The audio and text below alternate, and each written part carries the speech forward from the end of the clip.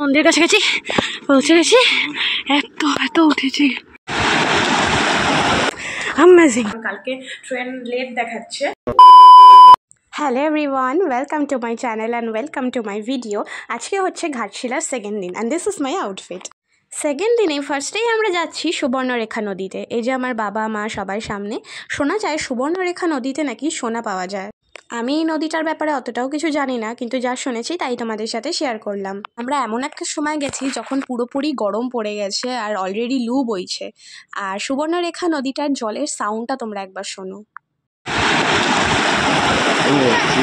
এই নদীটা যে কতটা সুন্দর ছিল সামনে থেকে না দেখলে জাস্ট বিশ্বাস করা যায় না। আর একদম ক্লিয়ার ওয়াটার ছিল, ভীষণ সুন্দর ছিল। সেকেন্ড দিনের মোস্ট অ্যাট্রাক্টিং প্লেস ছিল এটা হচ্ছে একটা পাহাড় যেটার উপরে আমাদের উঠতে হতো।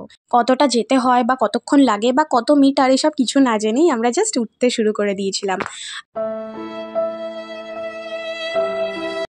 আর যেতে যেতে মাঝপথ অব্দি কতটাও কষ্ট হয়নি। আর আমাকে দেখো, আমি তো পুরো প্যাকড আপ হয়ে গেছি।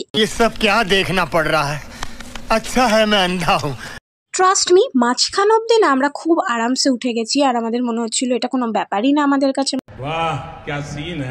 আমরা সবাই ইজিলি পাহাড়ের প্রায় মাঝখান অব্দি উঠে গেছিলাম অ্যান্ড অনেকটা সেটা। আর এরপর এসে গেল সেই হরিবল প্লেস। খতম, bye bye, tata, good bye, Gaya. সেই হরিবল রাস্তা এতটা খাড়াই সিঁড়ির মতন করা ছিল, সিঁড়িও ছিল না, পুরো পাথরের উপর দিয়ে আমাদের যেতে হচ্ছিল। প্রচণ্ড খাড়াই রাস্তা শুরু হয়ে যায়। মা তো লাস্টে বলছিল আমি আর যাবো না, বাট এরম এত ফাঁকা একটা জায়গায় কোথাও বসার মতন কোনো সিন নেই, সো তুমি মাঝখান অব্দি উঠে আসলে তোমায় যেতেই হবে। মন্দিরের কাছে গেছি, পৌঁছে গেছি। এত এত উঠেছি। এই যে পিছনের ভিউ খানিকটা এরকম, আর একটু বাকি আছে। আর হর মহাদেব, বাবা মাকে নিয়ে আসছে।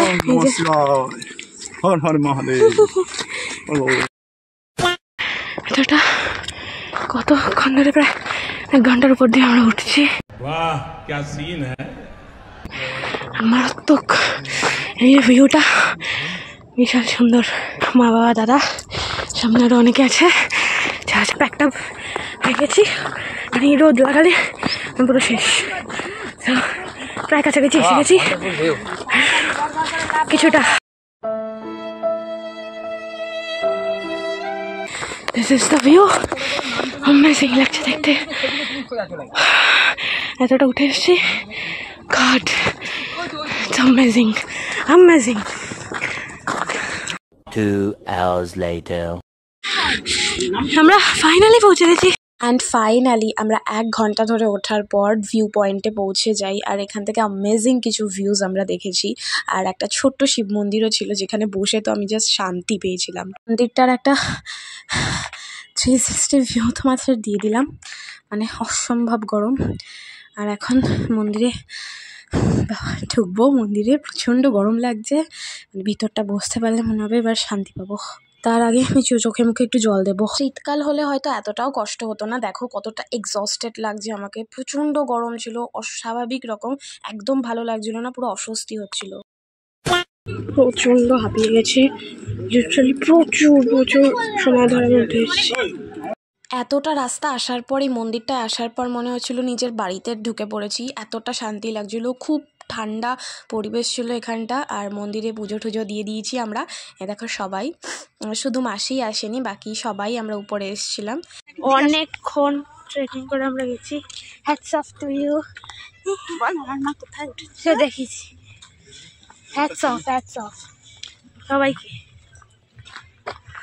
এরপর উপর থেকে নামার আর কোনো ভিডিওই করিনি, কারণ মনে হচ্ছিলো কত তাড়াতাড়ি উপর থেকে নামা যায়। আর আমাদের অলরেডি ড্রাইভার কল করছিল যে অনেক দেরি হয়ে গেছে নিচে আসতে। তারপর একটা মন্দিরে ঢুকলাম, ভীষণ শান্ত। এখানে বেশ কিছুক্ষণ টাইম কাটানোর পর, বেশ কয়েকটা ভালো ছবি তোলার পর আমরা আর একটা মন্দিরে যাই। আর এই জায়গাটার পরিবেশ তো আমার কাছে সব থেকে ভালো লেগেছিল।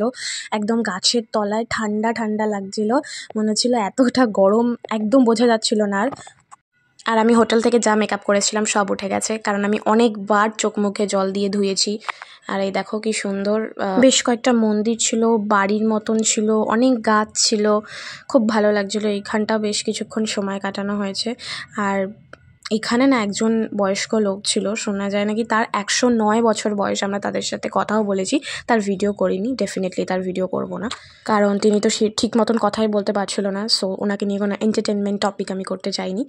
এই যে মন্দির, ঠাকুর দর্শন করার পর আমরা লাঞ্চ করতে চলে যাই একটা ধাবাতে, যেটা খুব গরম ছিল, প্রচণ্ড রোদের তাপ আসছিল। তারপর হোটেলে ফিরে যাই। হোটেলে ফেরার পর লম্বা একটা ঘুম দেওয়ার পর সন্ধেবেলা আমরা এইসব চপ মুড়ি খাই। সো এখন সন্ধেবেলা, আজকে সন্ধেবেলা কোথাও যাওয়ার নেই। সো আমরা এখন ঘরেই রয়েছি। এই যে ব্যাগ প্যাকিং করে নিলাম, কারণ কালকে আমরা বেরিয়ে যাচ্ছি এখান থেকে। কাল সকালবেলাও একটা ঘুরতে যাওয়ার প্ল্যান আছে, বাট জানি না আদৌ হবে কিনা প্ল্যানটা, কারণ কালকে ট্রেন লেট দেখাচ্ছে।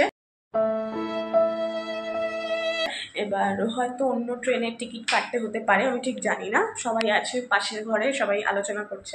আমি এই ঘরে ক্যামেরাটা একটু অন করলাম, কারণ ব্লগটা শেষ করা হয়নি।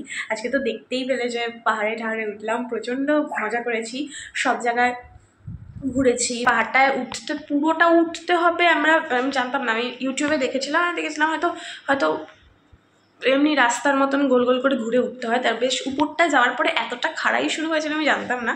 বাট আমার মা উঠেছে, বাবা উঠেছে, সবাই উঠেছি, আমরা খুব মজা করেছি। উপরে একটা শিব মন্দির ছিল, দেখতেই পেলে, খুব মজা হয়েছে। যাই হোক, দুদিনই খুব ভালো ঘুরেছি। কালকের থেকেও আজকের ঘোরাটা আমার কাছে বেশি ভালো লেগেছে, খুব এনজয় করেছি।